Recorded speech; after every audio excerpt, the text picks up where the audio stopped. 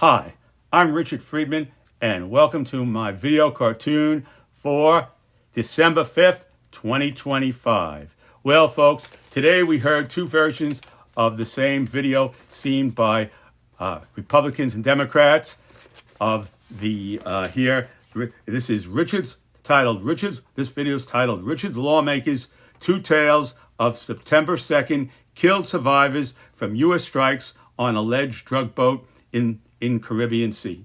So what happened here today? We heard Republican Tom Cotton here talking about the righteous deeds that were done by the leadership here at Defense and Admiral Bradley and Pete Hegseth for doing the right thing in coordinating this. It's not the second. It's the second attack here where these guys were in the water and they were still, even though their ship was broken in half and this and that, they were still had their communication with other drug smugglers, and they were coming to pick them up and get all their drugs, a loaded cargo, onto their ship and take off for the United States, And then you have here the Democratic lawmaker, Jim Hines and Adam Smith. They described the survivors as two shirtless people clinging to the bow of a capsized and inoperable, broken in half boat after the first strike. So after the first strike, these two Democrats are saying these guys had it.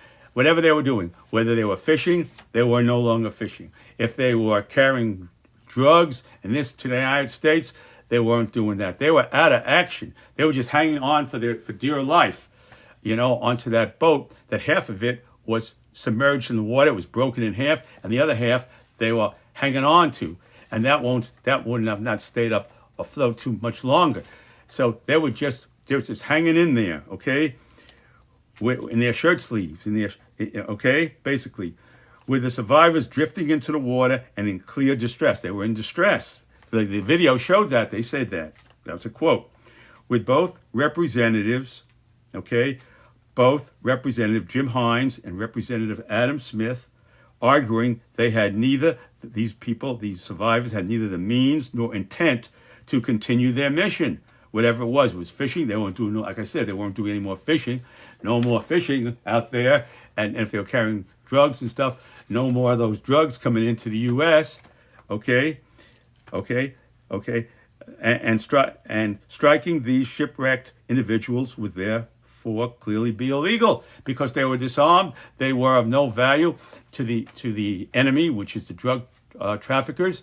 They were out of action. That's what they're saying, and it's just like the Geneva Convention. When you're at war, you don't kill men who surrender or in that state and go ahead and machine gun them down. So they're saying basically here it would be a violation of Geneva Convention and illegal action to have taken that. Now Republican lawmaker Senator Tom Cotton is very up on this on this event here, and it said the strikes on September 2nd were righteous strikes. They were righteous. They were good moves. They protected America from these drug traffickers, because these narco-terrorists are trafficking drugs that are destined for the U.S. And the first strike, the second strike, this is Tom Cotton, and the third and fourth strike on September 2nd were entirely lawful and needful, And they were exactly what we expect our military commanders to do, what Pete Hegseth and Admiral Bradley were, they were doing these strikes. The only issue here became up where Bradley, where Hegseth broke with Bradley, was that he's saying that Bradley did this on his own, made the call on his own, and that Pete Hegseth never said, kill them all. It was Bradley who ordered the second strike. So that's where the break is. But fundamentally, Hegseth agrees that he made the right call. No one's saying on that end that Admiral Bradley did the wrong thing. They're all sticking together except to differentiate Pete Hegseth from Admiral Bradley. That's the only differentiation there. And then Cotton goes on, were entitled off, and they were exactly what we would expect our military commanders to do. I saw 2 survivors trying to flip their boat back over and load it with drugs bound for the U.S. so they could stay in the fight. In other words, they were trying here to turn the boat back over, you see, and load it with drugs bound for the United States. That's what they want to do. Now, how do the drugs survive if the thing's over, right? And the drugs that therefore would have to have been turned over with the boat.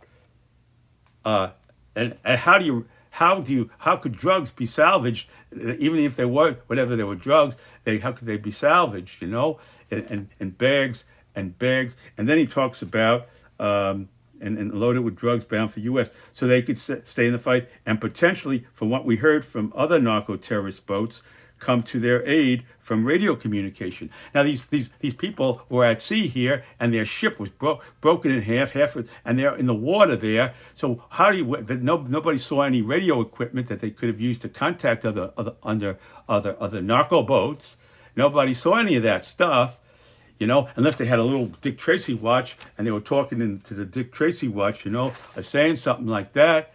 You know, how else could it be?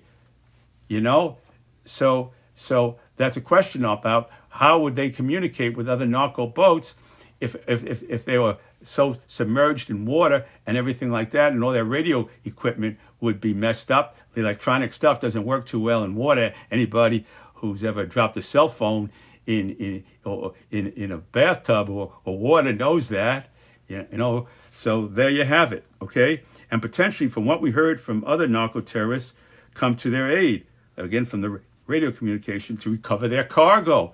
How much could you recover stuff that's in the water and all that stuff is all messed up, all those drugs and everything like that, you know? I don't know. And one of the survivors on the boat appeared. Now, this is the kicker from Senator Tom Cotton. He's the punchline here with this. And one of the survivors on the boat appeared to be, quote, this is a quote, sunbathing. Okay. Now, how the heck do you sunbathe when all your fellow boaters are dead and bleeding and dying, and you're in the boat trying to survive? How do you reach for your Coppertone? Don't take a look. Where's my Coppertone? Let's see. Do I have any Coppertone suntan lotion I can put on now? Where's my Coppertone? You know, if you're looking for the Coppertone suntan lotion to sunbathe, I don't think that's very likely that they would be sunbathing. But that's what it appeared. He said it appeared that they were sunbathing. You know, in the water.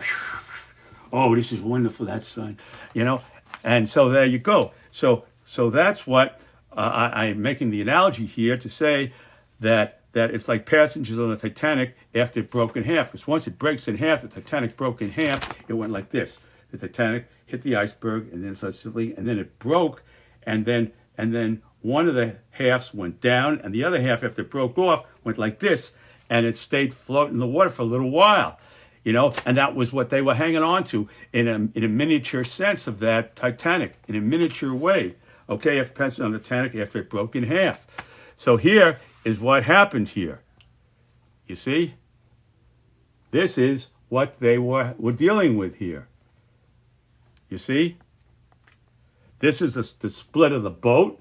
When it split and it went in half, and they were supposedly something like this over here. And the rest of the half of the boat was on the water, and they were here trying to stay afloat. And then that other half went down, and then they were left with this. Now, it's like saying these people on the Titanic were having a shuffleboard tournament, or playing shuffleboard while the ship was going down. They said, okay, folks, attention all people, we are now having a shuffleboard tournament on E deck. Everybody, let's go to E deck. We're having a shuffleboard contest while the ship is sinking, to play shuffleboard on that deck there on top before it sank into the ocean. You know, the same thing as saying that they were sunbathing. It's the same type of thing. All right, folks, thank you for watching my video. God bless you. Hang in there, and I'll see you next time. Bye.